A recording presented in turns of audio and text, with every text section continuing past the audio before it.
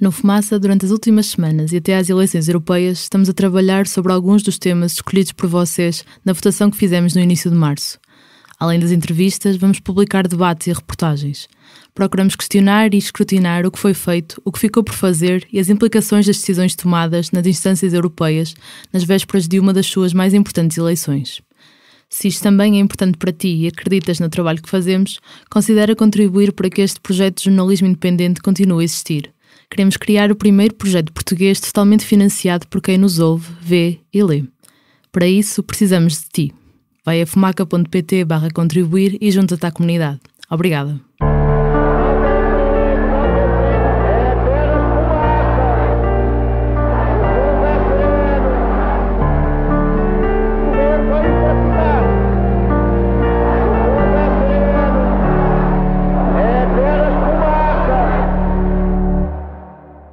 Olá, seja toda a gente bem-vinda ao É Apenas Fumaça, um programa Fumaça onde se fala sobre a sociedade com quem quer falar sobre ela. Eu sou a Margarida David Cardoso.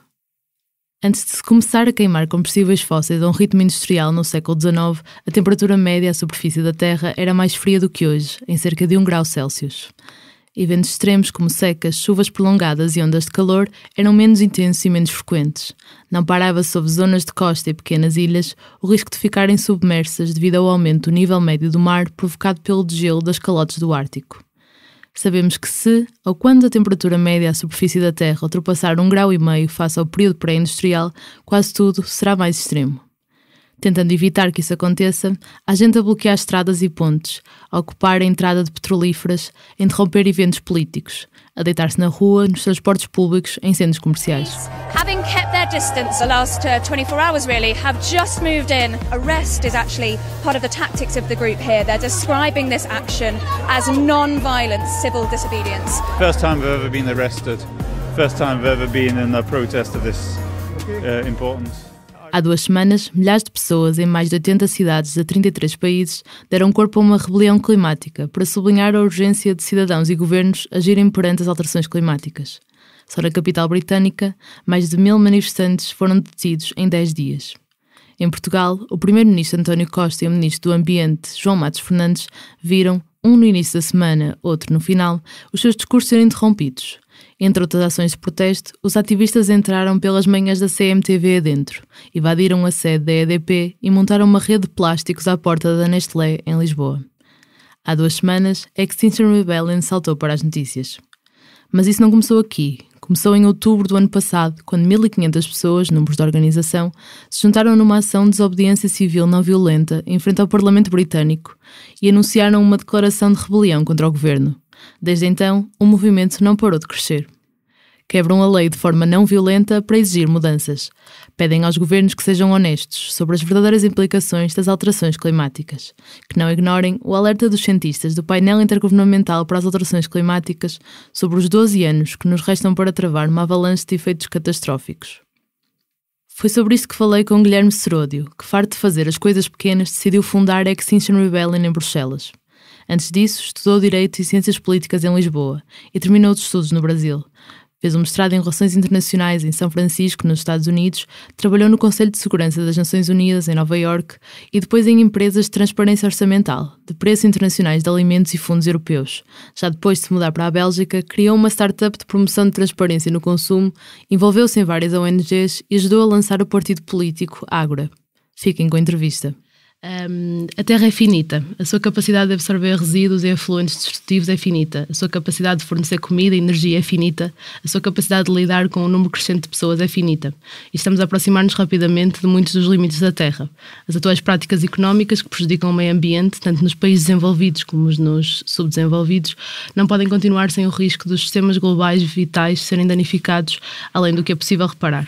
Isto foi escrito em 1992 por o Henry Kendall, um físico prémio Nobel, num apelo chamado Alerta dos Cientistas para a Humanidade. Este documento foi subscrito por 1700 cientistas a todo o mundo. Passaram 27 anos e tu defendes que estamos perante uma emergência climática. O que é que isto significa? Que emergência é esta? É o que ele está a falar.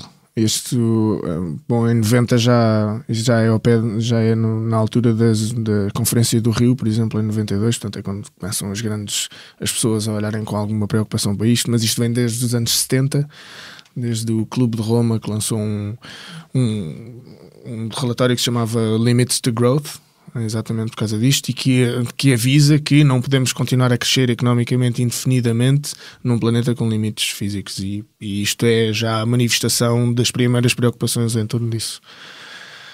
O aviso era 2020, 2030, ora cá estamos, e piorou tudo. Desde 92, desde a Conferência do Rio, as emissões de carbono, para além de tudo o resto de distrações, produções, poluição, etc., as emissões de carbono cresceram 80%. Portanto, não só piorou, como acelerou muito, e cá estamos, e por isso é que se vê este grande interesse e este grande muita ansiedade a trazer as pessoas para a rua, e portanto vê-se está tudo a acordar, mas nós estamos, chama-se uma grande aceleração.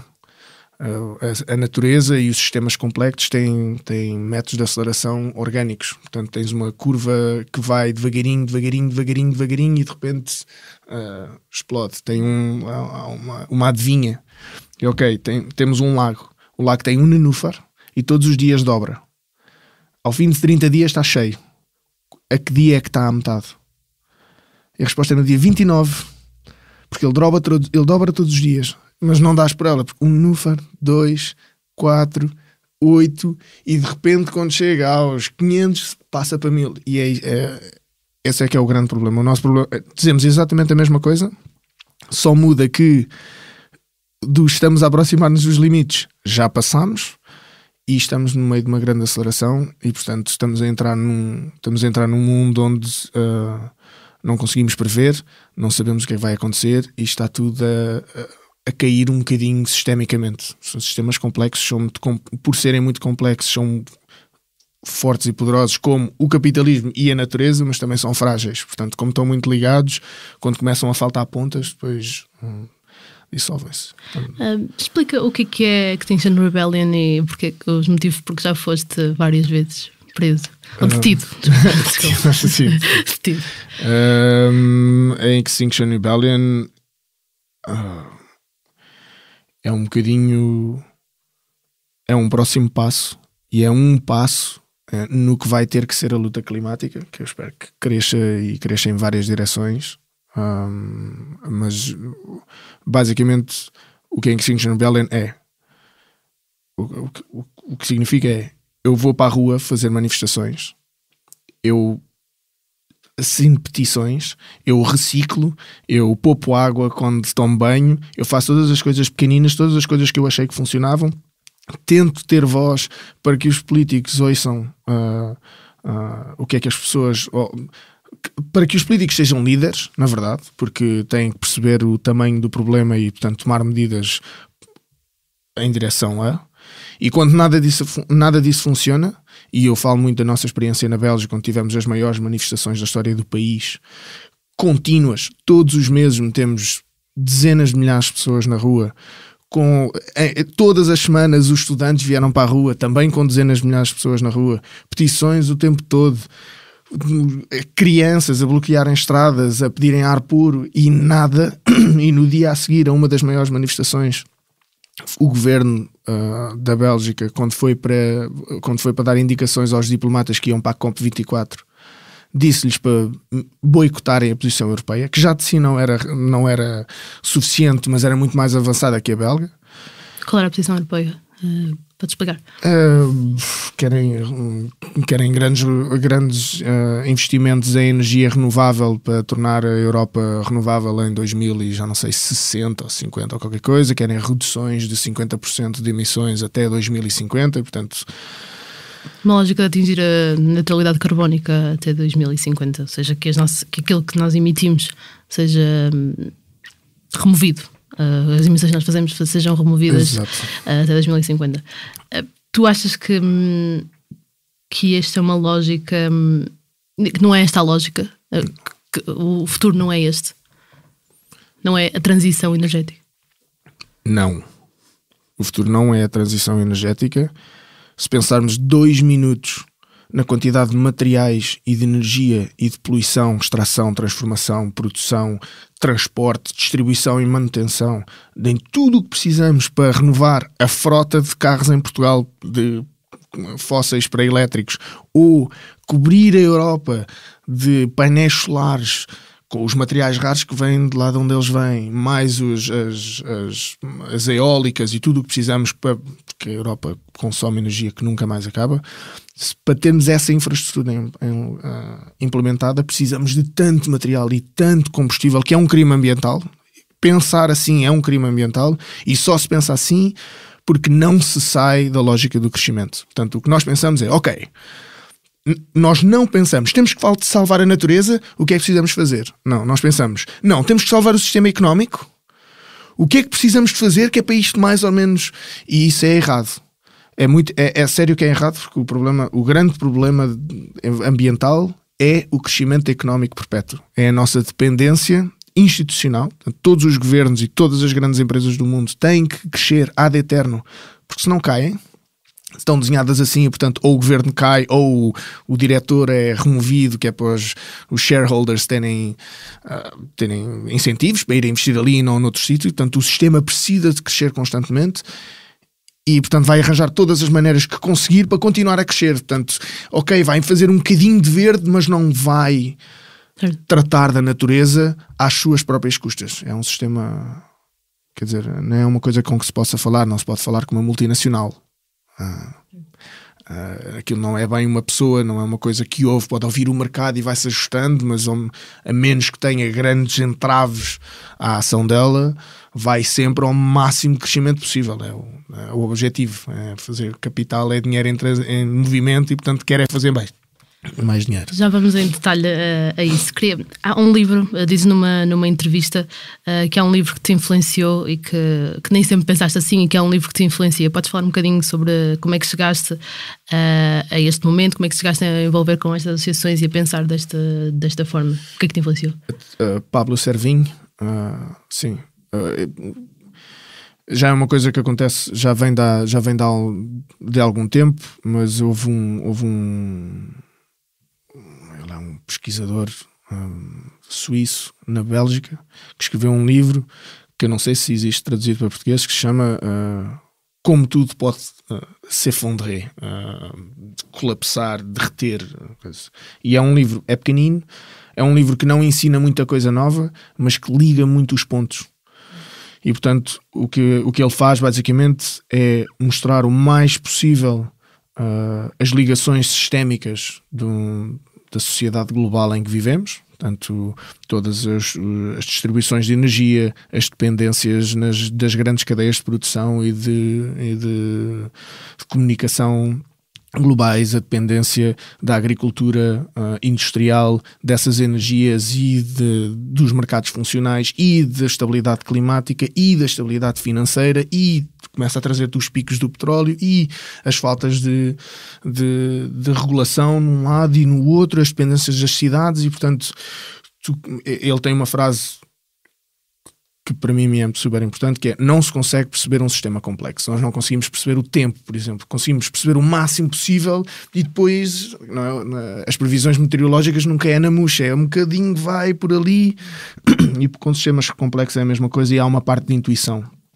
Há uma parte em que olhas para aquilo e está mal, está muito mal construído, foi construído com uma coisa em vista só e depois o resto vai de arrasto, e uma das coisas que está aí de arrasto é a natureza, e portanto isto tem, quer dizer, é possível até um limite, e já passámos esse limite e isto vai começar a abanar. E depois há críticas, porque isto chama-se colapsologia.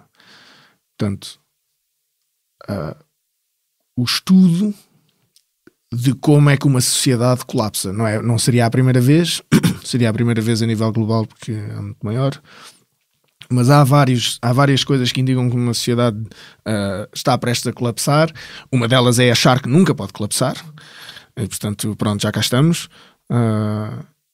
E quando se faz essa ligação, Primeiro, eu fui-me completamente abaixo, portanto, passei mesmo mal, é mesmo como perder alguém, porque é o meu futuro. Portanto, o futuro que eu antes tinha um horizonte temporal ilimitado e perdi-o. E aquilo faz muita confusão. E depois começas a lidar com isso, e quando começas a lidar com isso, começas a ver, quando sais dessa... Quando desconstróis essa realidade social em que vives e económica, começas a ver muito mais e, portanto, começas a perceber os jogos de poder e onde é que a máquina está a funcionar e onde é que ela tenta ir buscar soluções não saindo da própria lógica destrutora e, portanto, começas a entrar um bocadinho nessa... E nós usamos este termo mais e mais nessa radicalização da luta climática, no sentido de ir à raiz do problema e não estar a tapar buracos do que um sistema destrutivo está sempre a fazer, que é o que fazem as ONGs, muitos sindicatos. Em que sentido? No sentido em que trabalham no sistema. Por exemplo, um sindicato não é pelo menos em Bruxelas, eu em Portugal não estou em contacto, mas os sindicatos em Bruxelas, salvo algumas exceções, não são sítios não é um sítio de reinvenção da realidade, é um sítio onde se luta para que os trabalhadores tenham uma maior parte da realidade existente, deixando-a. E, portanto, eles têm interesse em que o capitalismo se mantenha e, aliás, que faça mais dinheiro, que é para poderem distribuir mais. Portanto, os sindicatos nós temos muitas conversas com eles para eles chamarem dias de greve nas grandes marchas climáticas, porque para eles não é são coisas diferentes. Olhar, são coisas diferentes e para nós não são. Nós costumamos dizer os problemas do fim do mundo e os do fim do mês têm a mesma origem. Exato, eu ia te perguntar, disseste isso também numa entrevista, o que é que queres dizer com isso? Quer dizer, falaste nisso numa entrevista, por exemplo, porque os coletes amarelos participaram numa das mobilizações que organizaram recentemente em Bruxelas. O que é que queres dizer com isso?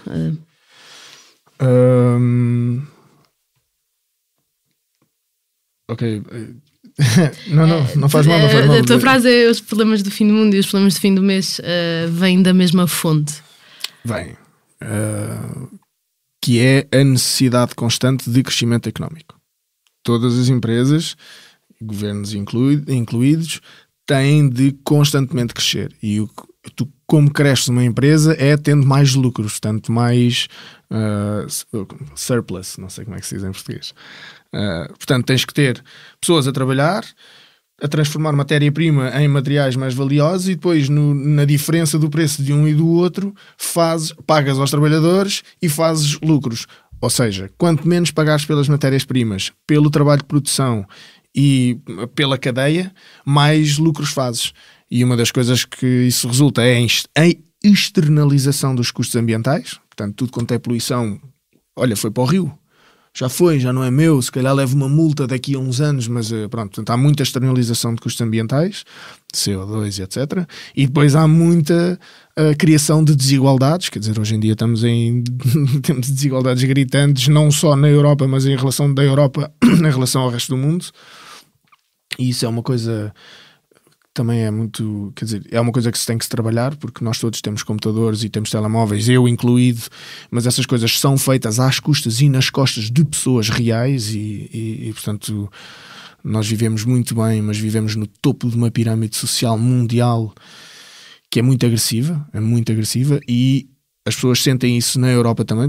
Vindo do sul global para a Europa, sentes muito isso aqui. No norte da Europa, especialmente com os coletes amarelos e com pessoas que, mesmo ganhando mais em Portugal, o sistema aquilo é tão pesado que eles não conseguem chegar ao fim do mês porque estão a ser pressionados pela mesma máquina que externaliza o ambiente. E, portanto, dizemos, temos que lutar juntos, porque nós não estamos a lutar para ter mais salário ou que o custo do combustível seja mais ou menos 15 cêntimos, nós estamos a lutar para, enquanto sociedade, medirmos sucesso de uma maneira diferente.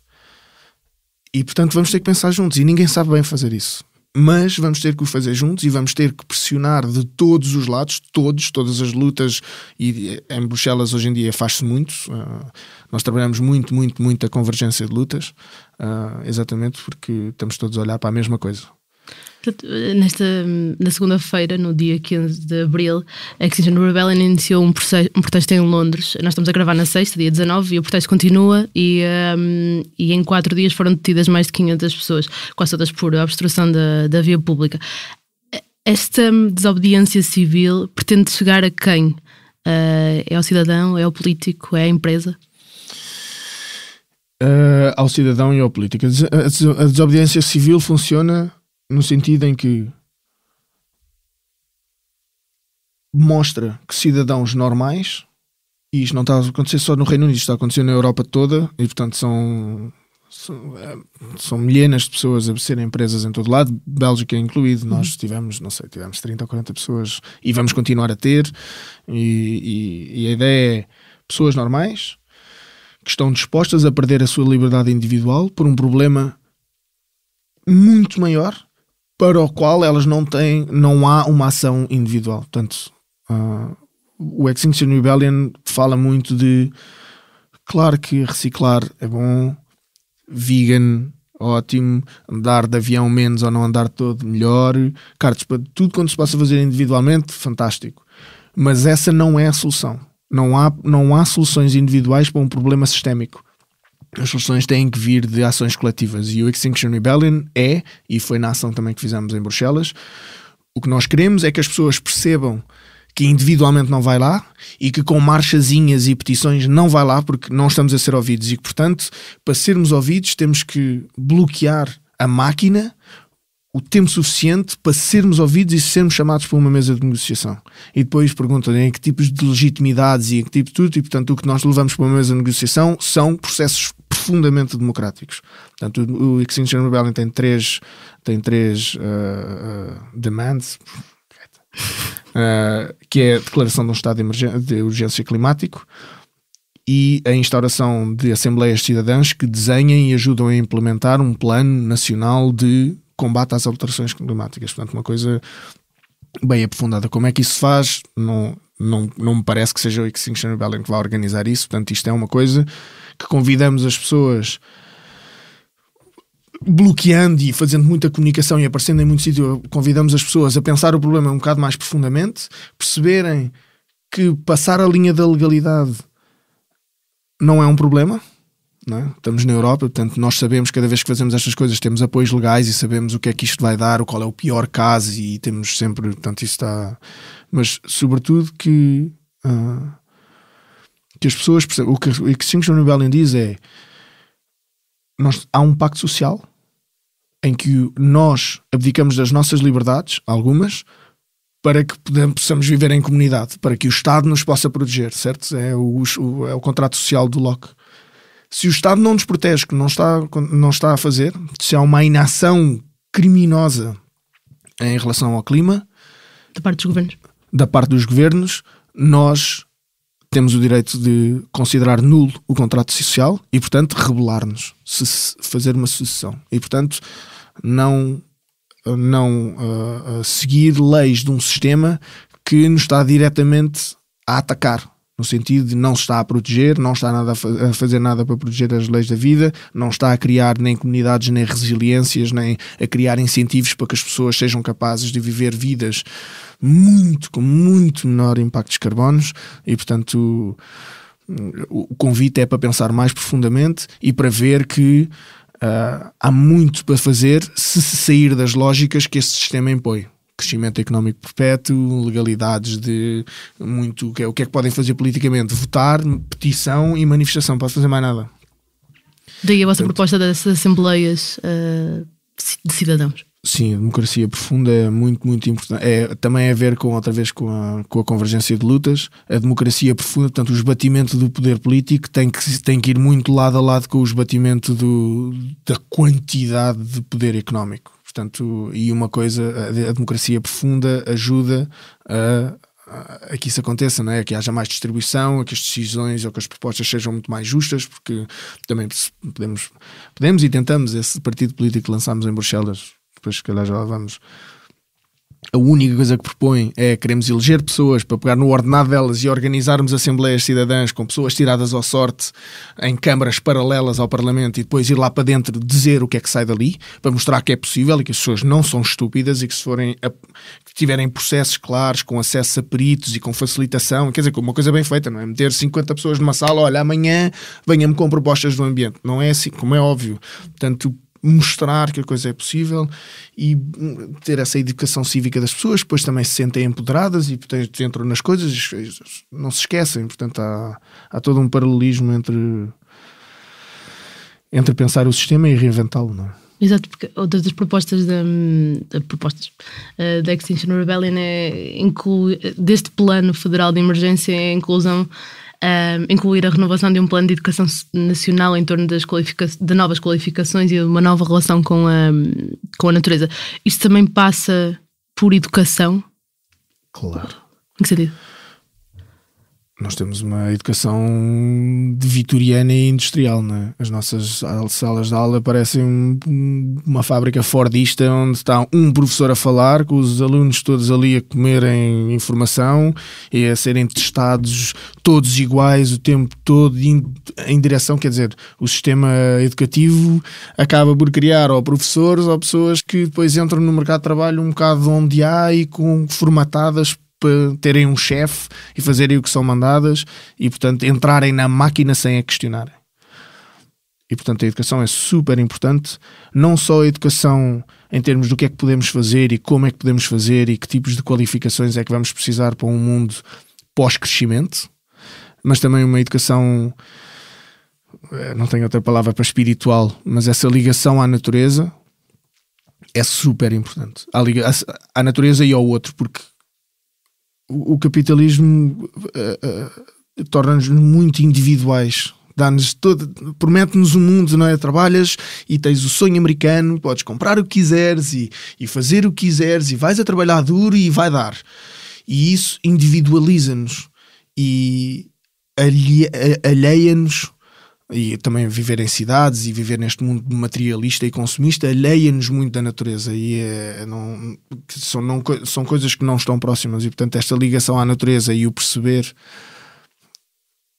o estado em que se está é uma coisa que vai ter que ser muito necessária num novo sistema que promove uma vida mais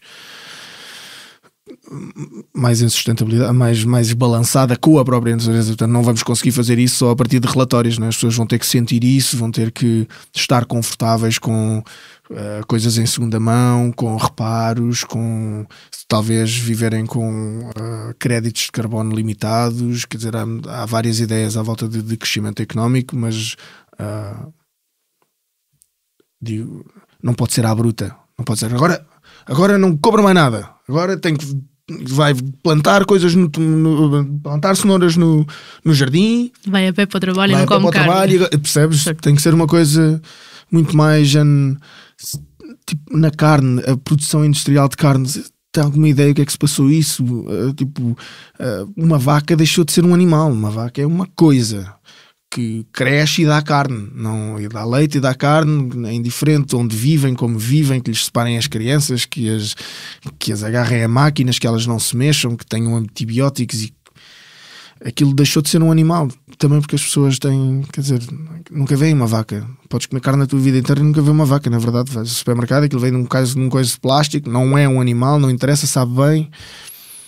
Portanto, essa educação no sentido de muito mais conexão, eu acho que é super importante, para além de todo o sistema de educação que, pronto, continua a ser industrial e, portanto, não dá às crianças e às pessoas a elasticidade mental e crítica de se reinventarem e reinventarem o mundo à volta delas, e, portanto, o sistema o que quer é estabilidade para continuar a produzir e a crescer. No verão do ano passado começou-se a criar a rede de crescimento em Portugal, impulsionada pelo filósofo e ensaísta Jorge Leandro Rosa e o Álvaro Fonseca, ex-professor universitário e investigador na área das ciências da vida. E no primeiro manifesto desta rede lê-se: é possível sair da economia do desperdício sem desperdiçar vidas. É possível sobreviver à mudança climática se deixarmos para trás a agropecuária industrial, as viagens aéreas a qualquer pretexto, o culto ao automóvel, o comércio intensivo a longa distância, o mito das soluções high-tech. Estes apenas são alguns exemplos a droga dura mais perigosa e difundida do nosso tempo, o crescimento. Para isso precisamos de nos reunir em modos de vida mais locais e comunitários, precisamos de sair da dicotomia entre a cidade e o campo, precisamos de discutir e aprender a sobrevivência nas condições crescentemente diversas que aí vêm.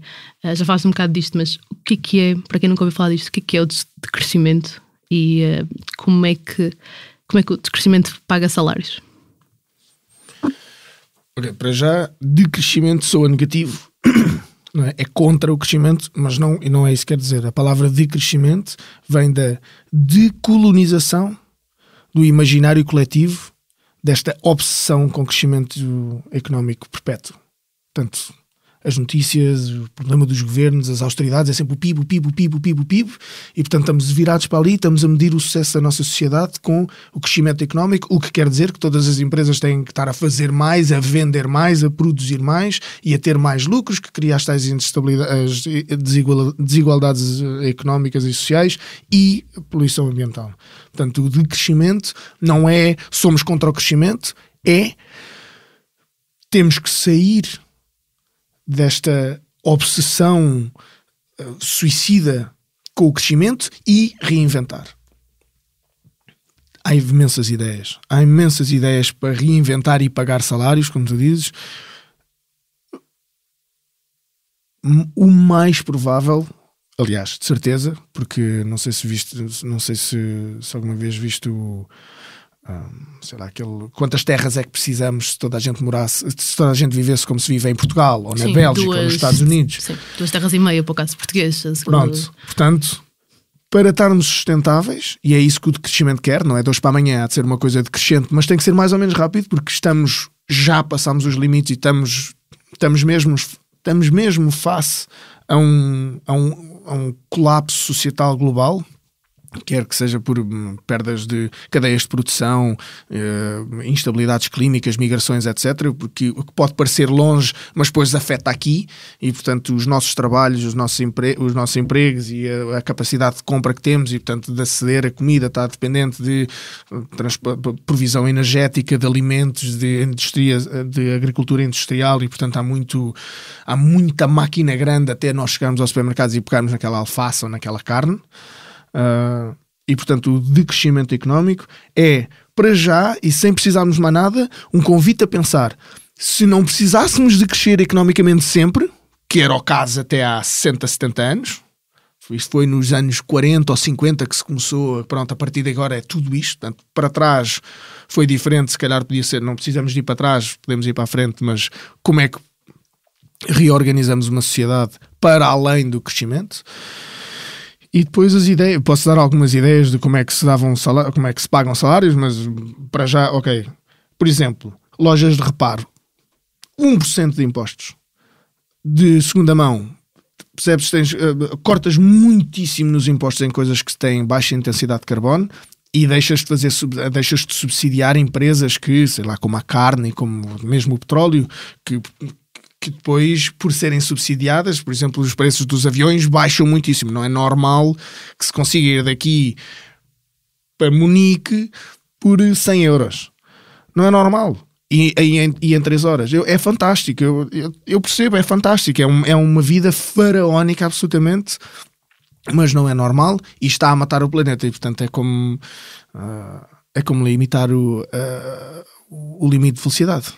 É como meter um limite de velocidade. Temos carros fantásticos que podem andar a 300 a hora. Ninguém pode andar a 300 a hora. Se andamos todos a 300 a hora, acabou. Portanto, tens que meter limites. E o decrescimento é: vamos inventar esses limites juntos, portanto, democracias profundas e dar muito espaço à inovação social e também à experimentação, que quer dizer que podes falhar e, portanto, não se pode ter medo de que aquilo não funcione, porque também se aprendeu e, portanto, com redes distribuídas, depois as aprendizagens espalham-se e a coisa avança de maneiras diferentes. Há quem fale de créditos de carbono. Basicamente, tens direito, enquanto português, estás a ver o Universal Basic Income, em vez de dar dinheiro, dás créditos de carbono. E diz, só se pode, faz os cálculos, pronto, a Terra tem uma capacidade de absorção de carbono, portanto dividimos isso per capita e dá-se X a cada português, ou pelo menos aponta-se a isso, porque estamos muito mais alto e vamos ter que decrescer, não é? e dizer, olha, cada mês você tem 2.000 créditos de carbono, não sei quanto é que isso seria, mas imagina 2.000 créditos de carbono para gastar. Portanto, uma garrafa de vinho custa 3 créditos de carbono e voar de avião para não sei onde custa 500 e ainda pode fazer tudo o que quiser, só que se acabam os créditos de carbono não pode mais ou vai comprar créditos de carbono a outras pessoas. Portanto, é um peer-to-peer, porque isto já foi tentado internacionalmente e é uma vergonha. E descredibiliza tudo, porque as empresas são convidadas a dizer diga-me quanto é que precisa, e claro que dizem uma alarvidade, até porque podem vender os excessos, e mesmo quando poluem mais, podem ir comprar uma empresa qualquer que faz monoculturas de óleo de palma no outro lado do mundo, e isso conta como verde porque está a reter carbono, e então afinal já está tudo fantástico. Portanto, não funciona assim, tem que ser peer-to-peer, tem que ser pessoa para pessoa. Portanto, eu tenho os meus créditos de carbono, se eles acabarem eu tenho que ir comprar a pessoas que eu conheço ou de proximidade que estão a ter vidas de baixo carbono, e portanto teres esta transferência económica, direta, de uma parte da população que tem créditos, que tem vidas de carbono alta, em direção a uma que tem vidas de carbono baixa, para que essa parte tenha recursos para continuar a criar esse tipo de vida e para criar incentivos que as pessoas reduzam muito o seu impacto de carbono com o máximo de liberdades garantidas. Não? Eu não quero, agora não voa mais. Não, voa. Custa, tem que se internalizar os custos. Portanto, e também ter esta percepção do custo. Acho que as pessoas têm comum dos mortais que não está envolvido em nenhuma ação ambiental tem noção destes custos. Ou que começa a ter ambientais. Sim. Quando falávamos, por exemplo, das taxas de carbono, se viajar ou comer carne ou ir todos os dias para o trabalho de carro, se as pessoas têm noção destes custos, de alguma forma isto é tão enraizado que não há essa percepção. Não há. Mas também não há. É muito complexo. 2, as pessoas têm vidas. Ninguém gosta de estar do trânsito todos os dias de manhã, certo? Ninguém está ali porque adoro o meu trabalho. Não, eu tenho que ir trabalhar, e se for apanhar um comboio tenho que ir de minha casa até à estação de comboio, depois da estação de comboio até não sei onde, depois tenho que apanhar. Portanto, a rede de transportes tem que ser muito melhor, tem que haver outras alternativas, carros partilhados com áreas alargadas em Lisboa e nas cidades e às voltas, para que as pessoas tenham capacidades de trocar muito apoio, incentivos, sei lá, às empresas que paguem bicicletas elétricas aos empregados em vez de carros, por exemplo, que acontece imenso em Bruxelas. E uma das coisas que o Extinction Rebellion diz é que os governos e a grande mídia, não se diz mídia, eu sei, meios de comunicação, pronto, eles dizem tell the truth, que digam a verdade, que eu acho que as pessoas, a maioria das pessoas tem a vida que têm porque foi a vida em que aterraram e mais ou menos por onde foram. Nem toda a gente pode agora não faço e vou fazer aquilo.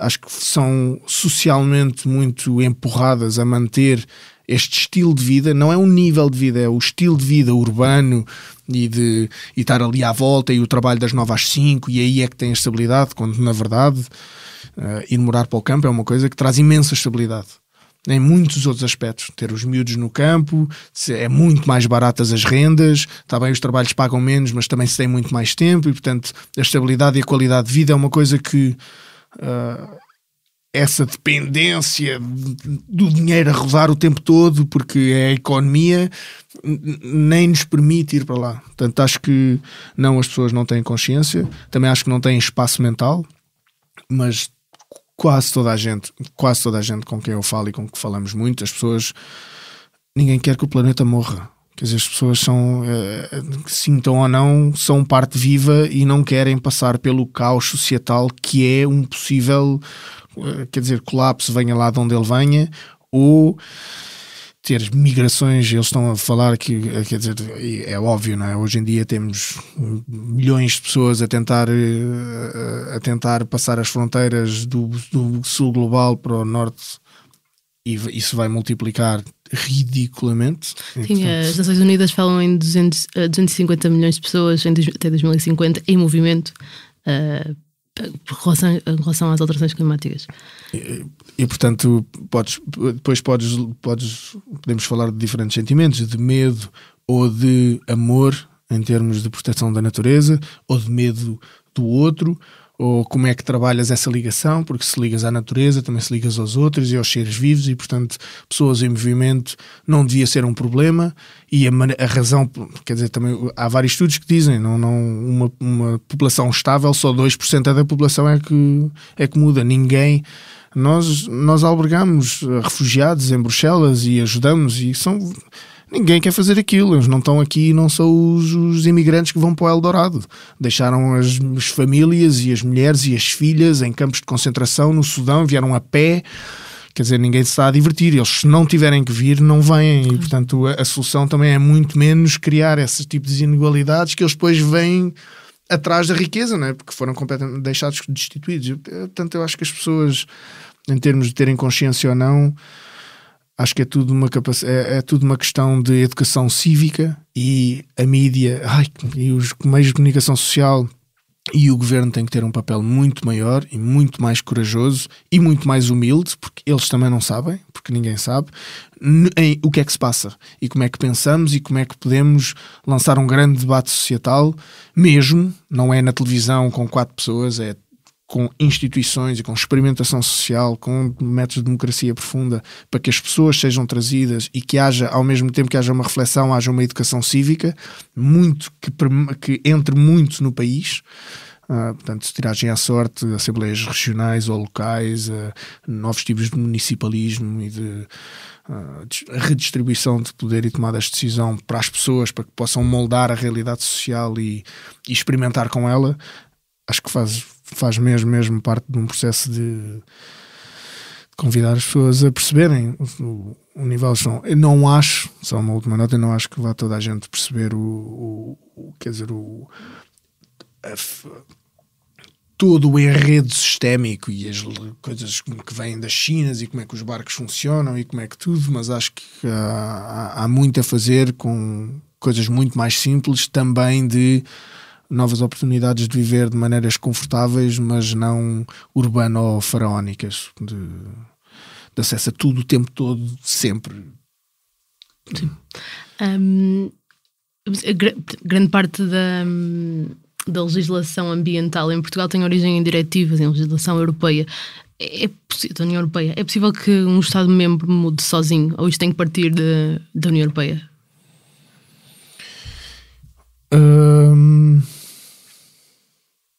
Uma das coisas que o Extinction Rebellion quer é uma declaração de um estado de urgência, de emergência climática, e a partir desse momento, sim. Portanto, a partir do momento em que um governo diz isto é uma urgência, é como se eu estivesse a ser atacado, para tudo, vou fazer face à coisa. Portanto, sim. A desculpa da União Europeia, eu percebo que estou em Bruxelas e a União Europeia okay? Mesmo a Comissão, que até estranhamente empurra muito em termos de políticas ambientais, está locked in na lógica de crescimento. Portanto, é sempre primeiro o crescimento, depois a natureza, e não ao contrário. E quando se faz ao contrário não há crescimento, porque se percebe que foi também na base da estabilidade que a própria União Europeia ou a Comunidade Europeia surgiu, por isso é enraizado, não é? É de base. Certo, mas pronto, é a mesma coisa. A União Europeia surgiu com a narrativa de unir um continente para o salvar da guerra e evoluiu para um mercado de bens e serviços que, em termos de pessoas, depois foi sendo melhorado e que falta imensas coisas para transformar aquilo num mercado funcional que trabalhe para as pessoas também, que não são resolvidas porque há imensos benefícios financeiros a não ser resolvidas. Portanto, continuamos o Luxemburgo é um paraíso fiscal no meio da Europa, não temos harmonia fiscal e, portanto, a coisa não está feita para ter solidariedade entre os povos que quer unir e, portanto, quer dizer, uma Europa que quer promover a paz dificilmente teria uma situação como aquela entre a Alemanha e a Grécia, em que os bancos alemães emprestam à Grécia à grande, a Grécia vai ao fundo e eles, para não irem ao fundo, obriga os governos a comprar-lhes a dívida, e de repente são povos a dever a povos, quando as pessoas alemãs na verdade não queriam nada daquilo, não emprestaram dinheiro a ninguém, e agora de repente os gregos devem-lhes imenso dinheiro, então como assim não pagam? Ou não precisamos do nosso dinheiro? Mas não fizeram nada de mal, e portanto esta promiscuidade de finança política e estas lógicas de a democracia não pode ditar as regras económicas, que era o Wolfgang Schäuble que disse isso, ficamos assim um bocado de tempo, sim, isto é muito bonito na palavra, mas depois quando vamos lá, breve, as políticas ambientais são as mesmas, outra vez por causa do crescimento. O objetivo é crescimento económico. Se não há crescimento económico, há uma estabilidade inacreditável, e é verdade, porque o sistema está construído em cima de sistema de crescimento económico, portanto, se não há, vai abaixo, empresas e governos igual, e portanto, até conseguimos pensar num sistema diferente, nunca vamos deixar do crescimento económico, e portanto, nunca conseguimos resolver as alterações climáticas, porque o problema das alterações climáticas é que temos sempre que vender mais, produzir mais, extrair mais. E, portanto, a Europa está envolvida nisso e não pode decretar um estado de emergência. E, portanto, os únicos que podem fazer são os governos nacionais. Portanto, sim, podem fazer. Claro que dizem que não podem, porque, isto não é novo, que culpar a Europa por tudo o que se faz e é mau, que eu não posso fazer. Pronto, é uma coisa que existe em todo o lado. Mas a 19 de fevereiro em Bruxelas vocês entregaram vocês organizaram um protesto à porta de uma conferência chamada Climate Change and Ocean Preservation, organizada pelo governo belga, onde estiveram os ministros belga da Energia, Ambiente e Desenvolvimento Sustentável e do Mar do Norte, e também outros responsáveis das pastas do ambiente da França, de Marrocos, da Suécia, para citar alguns. Vocês entregaram uma carta onde falam das vossas propostas. Como é que isto é recebido? Se é que é recebido, quando vocês fazem este tipo de iniciativas? Por quem? Pois, quem é que vocês entregam, não é? Isto é recebido, tem algum impacto? Essa foi espetacular. Isso foi uma intervenção numa conferência pelos oceanos que era um blá blá total. Uma vergonha, é uma vergonha mesmo, visto o estado dos oceanos, aquilo que eles falam e o que eles propõem como a chamada Declaração de Bruxelas é uma vergonha, a sério, é que vale a pena ler, porque não diz nada, são 3 páginas de nada, e isto são os primeiros ministros, os ministros da sustentabilidade, e portanto não há ali nada, sim, apoiamos aquilo e tomando em consideração as não sei quantas de Paris, da COP21 em Paris, que nenhum país europeu seguiu, aliás, nenhum país, ponto. Portanto, ninguém seguiu aquilo, tudo é blá blá e apoiado em cima de blá blás e não querendo nada de novo e não fazendo nada de radical. Então nós o que fizemos foi desenhar uma nova declaração de Bruxelas, em que começava a declaração de estado de emergência, apoio a outros países que façam a mesma coisa e lobbies para que haja outros a seguir o exemplo, começar a cortar em transportes ultramarinos, da perfuração de petróleos no mar, houve pescas insustentáveis, e portanto pode-se começar dos oceanos e ir em direção à realidade, ao resto da sociedade, porque o problema é o mesmo, é o crescimento, e portanto ele não pode não crescer nos oceanos e crescer no mar, e crescer na terra, e portanto a coisa leva de um ao outro. Foi muito, muito, muito, muito bem recebido. Foi o lançamento do Extinction Rebellion em Bruxelas, não pelos políticos, mas por exemplo os grandes meios de comunicação social, que estava cheio de câmaras. Nós não sabíamos que ia ter tanta câmara, entrámos lá e aquilo pareciam câmaras de estúdio, aquelas grandalhonas de chão que viram assim. E, portanto, capas do jornal, de todos os jornais no dia a seguir, tivemos nas notícias, foi mesmo imensa visibilidade, e o que isso fez foi que as pessoas viessem ter connosco e perguntassem um bocadinho o que estamos a fazer aqui, Jane. O que é isto? Porque é que estão a interromper uma conversa sobre o clima e sobre sustentabilidade? E, portanto, nós começámos a fazer muito trabalho de desconstrução deste greenwashing, que é prometer um win-win-win-win-win.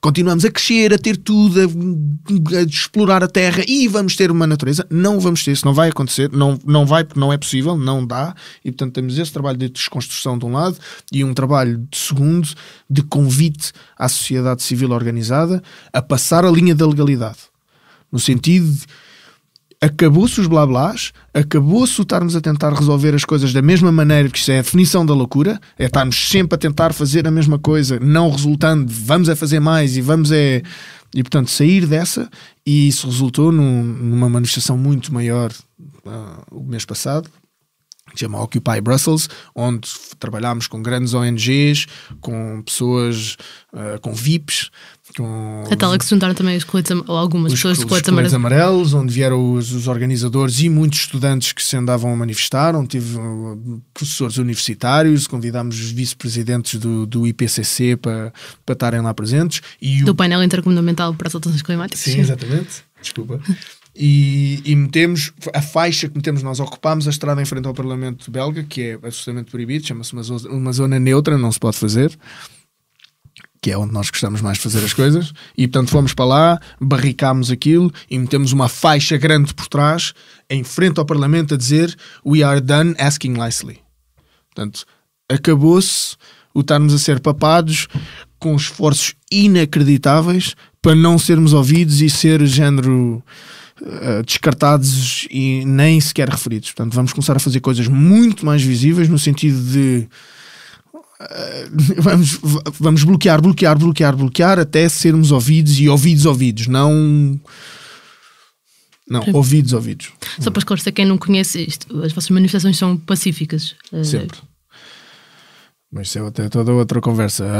A Extinction Rebellion é o que chamamos, faz a ação direta não violenta.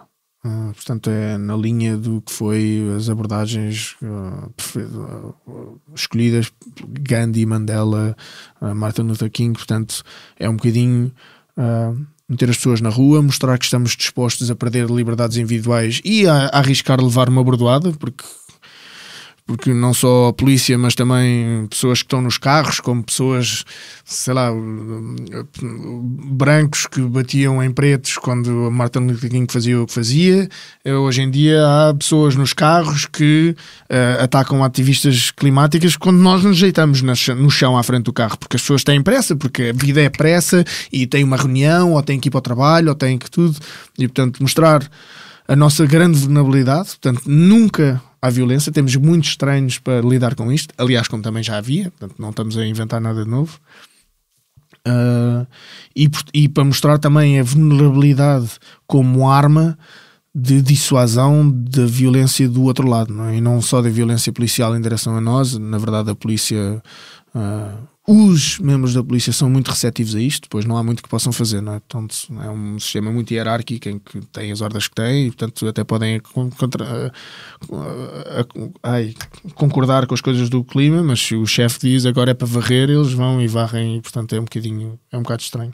Mas é para, à frente das câmaras, que fazemos sempre, mostrar a vulnerabilidade de uma população que está desesperada com a falta de ação e, portanto, com tudo o que aí vem, face a um sistema absolutamente gigante e destrutor como ele é hoje em dia. Portanto, é não violento, como parte da revolução que queremos, porque mudar um sistema económico e social é uma revolução. Agora pode acontecer como acontecer, mas a revolução vai ter várias vertentes, eu acho. Nós não entramos, mas também não nos opomos a modos de luta que não sejam o nosso, desde que estejam a combater o mesmo problema. O editorial do jornal britânico The Guardian desta quarta-feira, dia 17, fazia de alguma forma uma comparação entre o ativismo da Extinction Rebellion, neste caso no Reino Unido, com as lutas de direito ao voto das mulheres no Reino Unido no início do século XX, ao movimento das sufragistas, ao movimento dos direitos civis nos Estados Unidos nos anos 50, 60. Acho que o ponto de luta e a urgência é semelhante, pode ser comparável. Aquilo que está, o que faz hoje a luta climática que fizeram estes movimentos no século passado. De acordo com o painel intergovernamental eu não sei dizer em das alterações climáticas, temos 12 anos para ter das mudanças, alterações o mais profundas em todos os níveis da sociedade. Nos próximos 2 anos, para daqui a 10, termos reduzido entre 50% a 60% as nossas emissões, para termos 50% de hipótese de não passar 2%, 2 graus de aumento. é super urgente. E há uma coisa que não é mais ou menos urgente que os direitos ao voto, quer das mulheres, quer dos africanos. Não há uma hierarquia de lutas, mas o que o clima faz, e daí a convergência de lutas é mais fácil, no sentido em que o clima acelera a urgência de tudo. E, portanto, por exemplo, o Martin Luther King, quando fez o que fez, e todos os movimentos sociais, quer as sufragistas, quer os sindicatos, quer toda a gente que entra na luta social, são coisas que normalmente entram com horizontes temporais indefinidos. Portanto, é uma evolução. Pode-se votar, depois criar momento, pode-se criar um partido político, ou fazer aquilo, ou fazer uma pressão daquele lado, e quer dizer, ano após ano a coisa pode ir melhorando, e depois os negros podem votar daquela maneira, e depois não naquela maneira, e depois podem votar mais, depois é mais simples. O clima não permite. O clima o que diz é não, acabou, temos que mudar rapidamente, e portanto vamos inventar juntos uma sociedade que seja para além do crescimento económico perpétuo, e quando fizermos isso vamos precisar de toda a gente, e portanto todos os inputs, e portanto criar uma coisa muito mais igualitária e com muito mais ligação à terra, aos outros, e portanto há toda a parte daquilo que podemos construir do outro lado da colonização cultural que temos do crescimento. Portanto, não é mais ou menos urgente, acho que é bastante convergente, e o clima é uma das coisas que é um pé no acelerador para uma urgência de mudança paradigmática de onde mudamos. Portanto, achas que a inação dos governos que tens falado perante as alterações climáticas está a enfraquecê-los? De governos europeus, neste caso? Aqui em Portugal confesso que não estou tão dentro, mas em Bruxelas o poder político está mais e mais deslegitimizado com a falta de resposta às maiores manifestações do país, uma atrás da outra, porque cada mês nós manifestamos, cada semana os estudantes estão na rua, são dezenas e dezenas e dezenas de milhares de pessoas sempre, e a resposta foi zero. E, portanto, isto acontece em Bruxelas ou também noutras cidades? Não, acontece muito no Reino Unido, como vês. Na Bélgica? Sim, acontece em Bruxelas muito, agora começa a acontecer noutras. Portanto, nós temos métodos de expansão, entre aspas. Portanto, pessoas que querem lançar isso na própria cidade podem-nos chamar, ou fazer elas mesmas, mas podem-nos chamar, e nós enviamos alguém para fazer o que nós chamamos um Heading to Extinction Talk. Portanto, chegamos e explicamos como é que vemos a coisa, e porque é tão urgente, e porque é que nós chamamos Extinction Rebellion, e porque é que estamos na sexta extinção em máxima, na grande aceleração, o antropoceno e todas as coisas que eu também descrevi. E normalmente vem, não sei, 100 pessoas, 100 e tal pessoas a esses colóquios, se quiseres, que depois fazem uma doação e nós deixamos lá o dinheiro todo, e elas fazem o que temos uma lista, que é nome, e-mail, está disposto a ir preso ou não. E portanto, e pronto. E depois na Bélgica também organizamos muito horizontalmente, portanto temos quais são os seus superpoderes, portanto é a comunicação, a organização de ações, também temos muita cultura regenerativa, portanto, porque isto também é uma coisa que vai demorar algum tempo, portanto as pessoas não podem ter burnout. Portanto, tem que haver ali uma cultura de conexão, também de criação de espaços seguros e de confiança, para que as minorias e as mulheres sintam o espaço que precisam para falar. Portanto, uma das coisas que começamos a fazer, especialmente em reuniões onde há grandes desequilíbrios de género, foi, não, agora fala uma mulher, depois um homem, depois uma mulher, depois um homem. Só há uma mulher, não faz mal, ela vai falar metade da reunião. E se calhar para a próxima vai trazer mais pessoas, e portanto vai ter espaço para termos também, portanto, toda esta abordagem do feminismo e toda esta experimentação com métodos de trabalho diferentes, com proximidades entre pessoas diferentes. Também vamos reinventando o mundo que gostávamos de ver, criando comunidades e confianças e no fundo resiliência, que permitem não só o movimento, mas depois acredito eu que passando o horribilis, que as pessoas tenham esses laços societais e essa capacidade de trabalhar juntos, tomar decisões juntas e ter processos que lhes permitam thrive, não sei dizer. Pois. Prosperar. Prosperar, vai lá. Prosperar. E é também nessa lógica que vocês criaram o partido. O partido na Bélgica, mas é nesta lógica que... O partido, não tem nada a ver com o Extinction Rebellion. Isso eu ando um bocadinho a experimentar coisas novas e o partido que nós lançámos chama-se Ágora e é a única proposta que temos, não há programa, a única proposta é eleger pessoas, uma ou duas aos que conseguirmos, para pegarmos no ordenado quase total dessas pessoas e organizarmos, portanto, com dinheiro contínuo, organizarmos assembleias cidadãs em câmaras paralelas às câmaras do Parlamento, para mostrarmos que é possível ter um tipo de democracia que não seja só representativa. Porque uma democracia puramente eleitoral o que faz é criar oligarquias. E, portanto, estão lá sempre os mesmos, em todo o lado. É muito complicado, porque é preciso dinheiro, e depois é preciso conhecimentos, e depois entra-se em lógicas que ficam lá sempre. E, portanto, uma das coisas que os gregos, desde o princípio, e que foi experimentado com experimentações democráticas durante toda a história da democracia no mundo, é que tem que haver um contrapoder às oligarquias criadas pelo puramente eleitoral, e esse contrapoder vem da tiragem à sorte. E, portanto, a sociedade é o que a sociedade é. Depois as pessoas podem dizer, não, mas as pessoas são burras, sabem agora tomar decisões, mas não estamos a falar de tirar uma pessoa à sorte e torná-la a primeiro-ministro. Não é assim. Queremos fazer assembleias com muito tempo, portanto 4 a 6 meses por tema. Portanto, a nossa primeira assembleia vai ser definir os temas, e depois durante 4 anos temos a cada 4 meses ou 6 meses um tema. Portanto, tiramos pessoas à sorte e que vão durante, não sei, 2 ou 3 fins de semana por mês encontrar-se, ser pagas para lá estar e ter acesso aos peritos que nós propomos e que elas pedem, e portanto ter todo um trabalho de deliberação conjunta facilitada, com facilitação profissional, com técnicas de ativação de inteligência coletiva no grupo e com muita ligação também à sociedade exterior, portanto com plataformas de participação cívica, como há em muito lado e que são facilmente ativáveis, e portanto criar e demonstrar que há processos muito mais inclusivos e abertos à sociedade civil, muito mais ricos em termos de debate e de propostas, porque não estão amordaçadas por lobbies ou interesses ou posicionamentos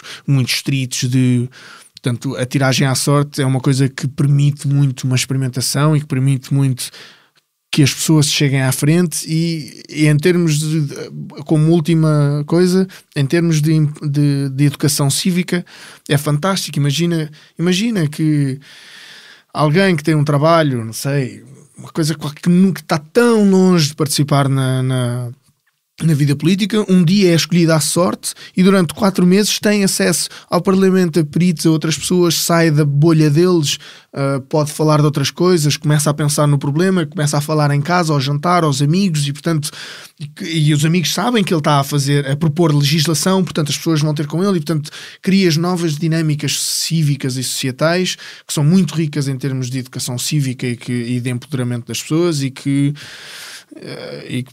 nós acreditamos que pode trazer imensa riqueza ao processo. E portanto o Ágora é uma coisa que estamos a fazer. Pronto, há coisas há muitos ativistas climáticos lá, mas há outros tipos de ativistas. Mas é separado da Extinction Rebellion. Eu faço, mas não é o Extinction Rebellion que faz.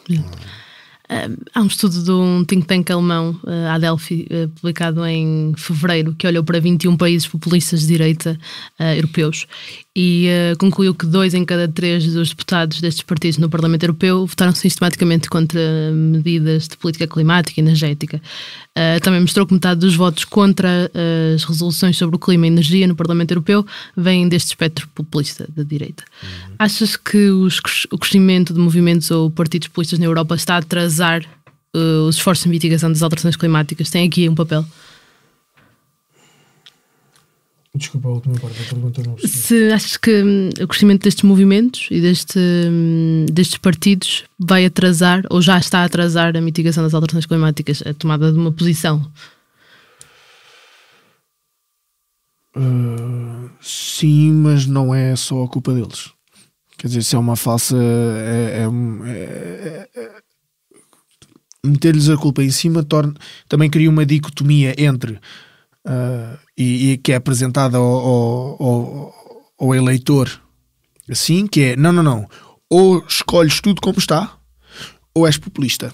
Portanto, ou estás pela estabilidade, ou estás a atravancar leis climáticas. Ou apoias este greenwashing que nós estamos aqui a propor nesta Conferência dos Oceanos, ou estás a bloquear tudo e és um colete amarelo que não quer mais 15 cêntimos na gasolina.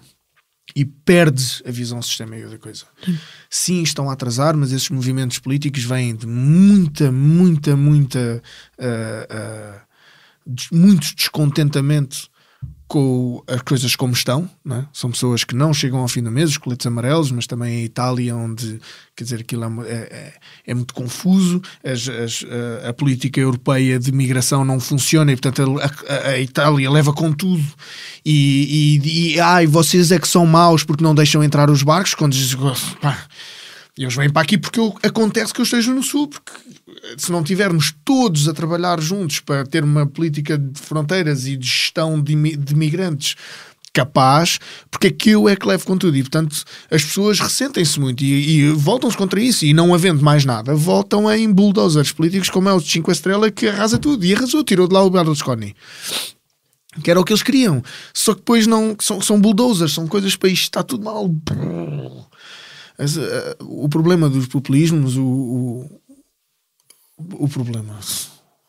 populismo vem do medo, não é? Tu começas a deixar de ter mão nas coisas e, portanto, agarras-te a alguém que te promete um mundo como era, como o idealizaste ou o sonhaste, e, portanto, são coisas que não são bem ancoradas numa realidade e que, sobretudo, eu acho que são pouco construtivas.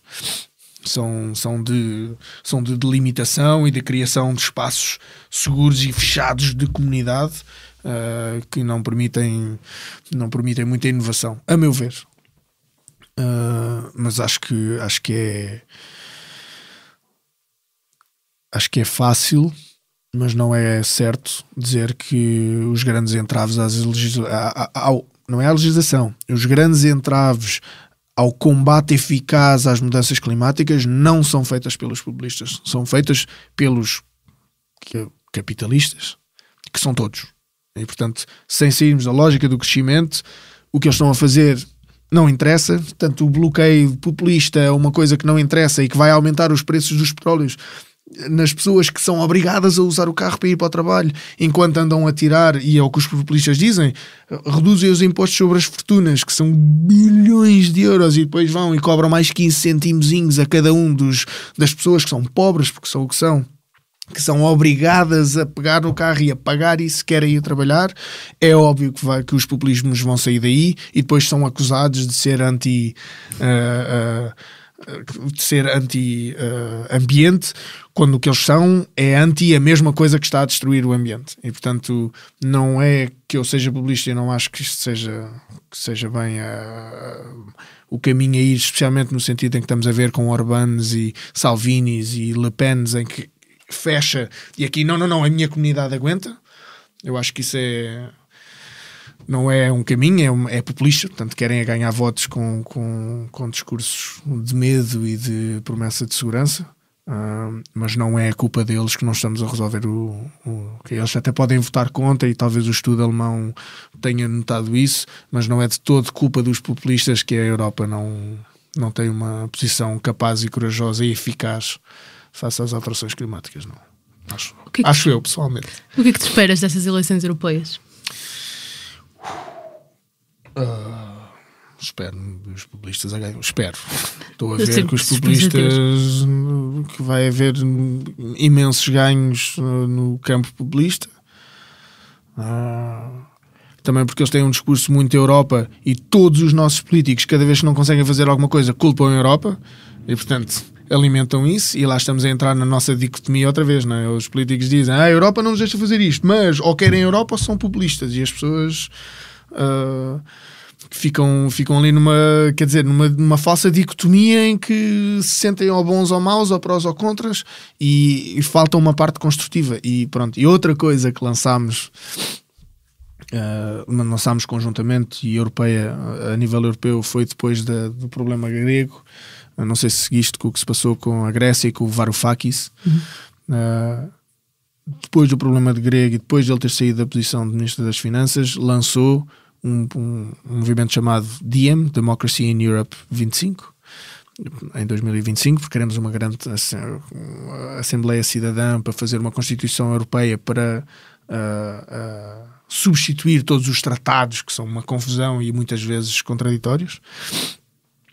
E acabámos por desenhar um programa europeu, um programa pan-europeu, portanto, de propostas que sejam votadas por europeus, independentemente do país em que estão, que não é assim que se passa, o desenho não está bem feito. Portanto, se eu voto nos socialistas ou nos sociais-democratas em Portugal, eles chegam ao Parlamento Europeu e de repente têm novas forças políticas, novos sociais-democratas ou socialistas que vêm para o Parlamento Europeu e que se encontram ali pela primeira vez, bom, talvez não a primeira vez, mas com programas votados e legitimados pelas populações que são muitas vezes opostos e, portanto, têm que ser negociados e, portanto, o que foi votado começa a ser esbatido e o grupo dos socialistas europeus ou dos EPP, do European People's Party, tem programas que são uma amálgama do que foi votado e, portanto, o nosso voto votou algumas linhas daqui e daqui. Então, o que nós pensámos foi, não, vamos fazer um programa pan-europeu e convidar forças políticas em diferentes países a dizer, este é o meu programa. Portanto, votam nisto aqui, é o mesmo voto que em todo o lado e, portanto, quando lá formos, é exatamente isto que vai fazer. Chama-se a Primavera Europeia. Aqui em Portugal foi o LIVRE, no Rui Tavares. Sim. Eu vi aqui um livro. Foi o LIVRE que adotou, portanto, foi o LIVRE. Toda a gente pode adotar, não é? O LIVRE saltou e disse: ok, sim senhor, isto é exatamente isto que precisamos, e portanto eles fazem aqui. E o discurso da Primavera Europeia é exatamente isto. Há uma falsa dicotomia entre o estabelecimento tal que ele é, com todas as incongruências e inequalidades que cria, e tensões que cria, e destruição ambiental, que diz, é nós ou o caos. É nós ou a Le Pen. E as pessoas ficam ali e não é verdade. Portanto, há eles e há as Le Pen que precisam de um e do outro. Porque a Le Pen só vive deles fazerem as neiras e eles ganham votos criando os medos das Le Pen e, portanto, estão numa dinâmica que eu acho absolutamente numa espiral destrutiva e que não traz nada de novo nem de bom, porque no fundo ou fica tudo igual ou vamos ter muitas forças a destruir. E a Primavera Europeia o que se posiciona é vamos fazer coisas diferentes e, portanto, sei lá, as propostas que têm de crescimento económico lá dentro, que foi a primeira vez que eu alguma vez vi aquilo num programa europeu. Nem os verdes, tanto quanto eu sei, o de crescimento económico não é uma coisa que esteja na mesa dos verdes europeus, também por causa dos verdes alemães que não estão interessados em crescimento económico e, portanto, é o que é. Toda a mudança da política agrícola comum de subsídios a grandes produtores industriais para produção muito mais localizada em torno de permacultura e produção muito mais local. Portanto, há toda uma desconstrução de coisas. Desconstrução, não é pegar na política e fazer uma... Não, é mesmo atrever-nos a imaginar uma coisa nova. E foi um programa que foi feito coletivamente ao longo de um ano e tal, com inputs de 6 ou 8 mil pessoas de toda a Europa, podíamos fazer assim, depois internamente houve rapporteurs e grupos de trabalho que tentaram fazer, e é um dos programas políticos mais bonitos, é mesmo bonito de se ler, para além de estar bem escrito, tipo, não é um programa político chato de se ler, é uma coisa, tem uma introdução histórica, porque é que estamos aqui, o que é que vamos a fazer, é pequenino, tem 10 páginas. E fala de diferentes coisas. O site também está bem feito, um círculo grande onde se pode clicar nas coisas que eles propõem. Pronto, eu não estou a fazer isso, mas sei que existe e que parte um bocado essa falsa dicotomia que impacta tudo, inequalidades, clima, populismos, construção europeia. Esta entrevista foi preparada por mim, Margarida David Cardoso. O Bernardo Afonso fez a edição de som. Fazem ainda parte da equipa Fumaça a Ana Freitas, Frederico Raposo, Joana Batista, Maria Almeida, Mouta Fez, Pedro Miguel Santos, Ricardo Esteves Ribeiro, Sofia Rocha, Tomás Pereira e Tomás Pinho. A música é dos Lutz Fever. Até já!